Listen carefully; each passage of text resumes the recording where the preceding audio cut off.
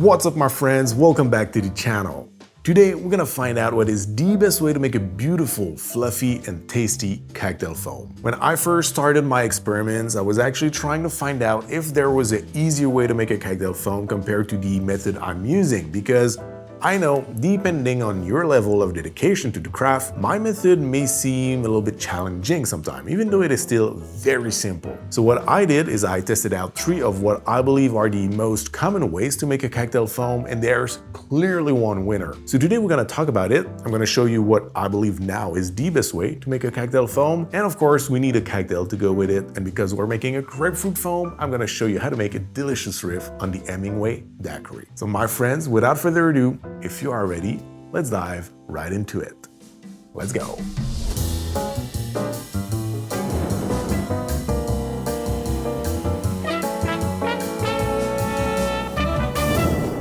Alright, so in order to make a cocktail foam, regardless of the recipe you're using, you're gonna need an ISI or a cream whipper and some nitrous oxide chargers. Then you're also gonna need an emulsifier, and in some cases, recipes also call for a stabilizer, which will make your foam stay in the foam state for a longer period of time before collapsing or separating. The most commonly used emulsifiers are egg whites and aquafaba, and the stabilizer used in 99.9% of the cases when making a cocktail foam is xanthan gum. So what I wanted to see is if a foam made with an emulsifier like egg white or aquafaba plus the addition of a stabilizer like xanthan gum would be superior to one made with only egg whites. And then I wanted to test out how those compare to my method, which uses methyl cellulose as the emulsifier and again xanthan gum for the stabilizer. I was actually hoping to see that the foam made with egg white and xanthan gum would be close enough to my method, so I could still recommend it as a great way to make a cocktail foam, but much easier due to the availability of egg whites or aquafaba compared to the methyl cellulose. Unfortunately, you will see in a second it was far from being the case. So as you can see here, the foam made with egg whites alone started to look pretty flat after about 45 seconds, and the one with egg whites and xanthan gum was almost fully collapsed just 30 seconds later. And after 3 minutes, both were looking actually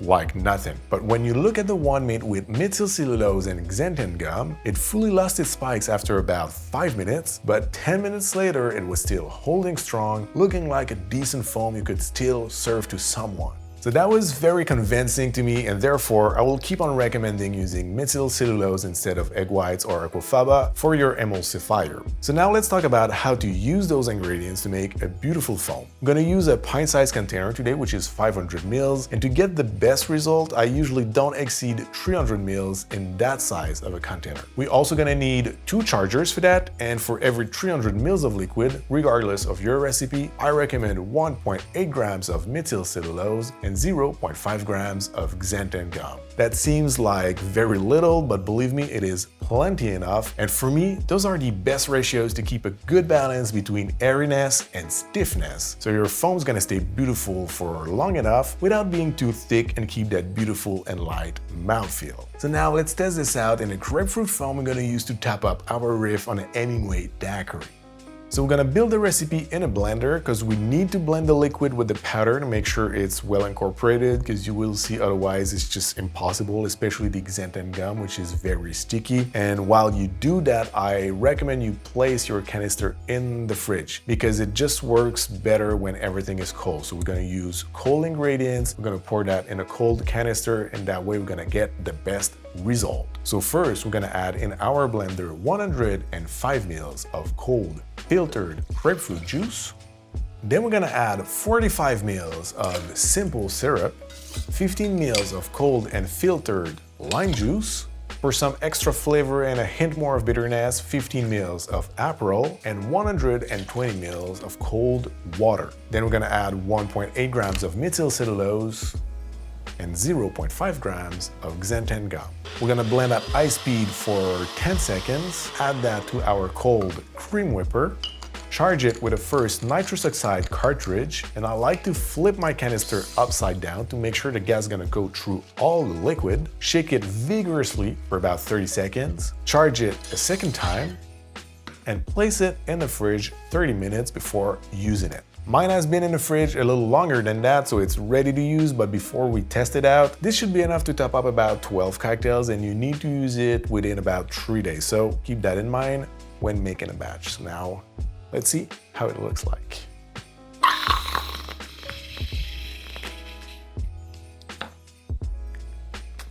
Looks pretty stiff, but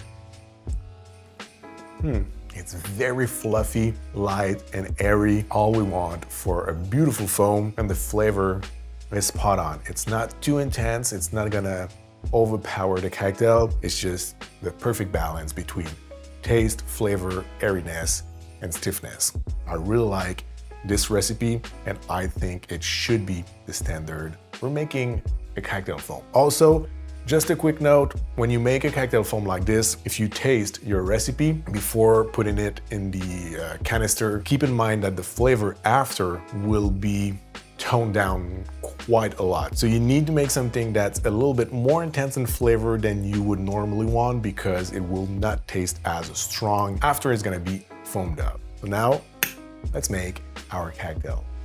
So the Hemingway daiquiri is one of those cocktails a lot of people find hard to balance, like how to add the grapefruit flavor without making it too juicy, or how to balance the acidity of the lime with maraschino without making the maraschino the only flavor you're gonna pick up in the drink. So this riff on the classic, besides looking really cool with that beautiful and tasty foam, solves all the problem all at once, and you will understand why while we make the cocktail. So we're gonna start in a shaker with 2 ounces or 60 ml of light white rum, 1 full ounce or 30 ml of freshly squeezed lime juice, 1/3 of an ounce or 10 ml of maraschino liquor, 1/2 ounce or 15 ml of simple syrup, and then you're gonna make 1 large zest of grapefruit peel, split it in 2, add 1/2 in the shaker, and save the other half for later. Next, you're gonna fill the shaker with ice, give it a good shake for 10 to 15 seconds.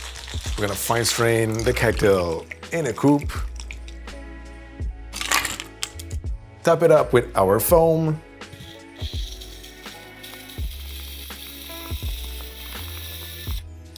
And lastly, with the zest we saved from later, we're gonna express some grapefruit oils across the top. And there have it, my riff on the Hemingway daiquiri. Cheers.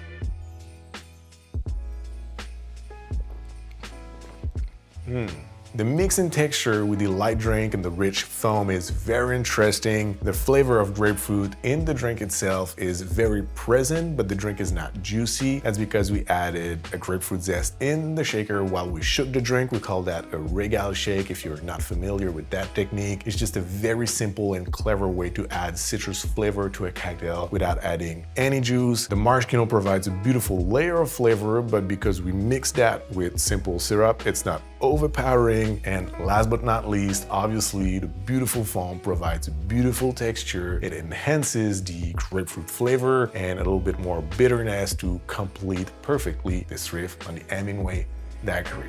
So my friends, this is it for me today. Thank you very much for watching. I hope you enjoyed this video. Leave a thumbs up and share it if you did. Don't forget to subscribe before we go, to turn that bell if you want to make sure not to miss the next one. And until then, thank you very much again. Have a great day and see you very soon.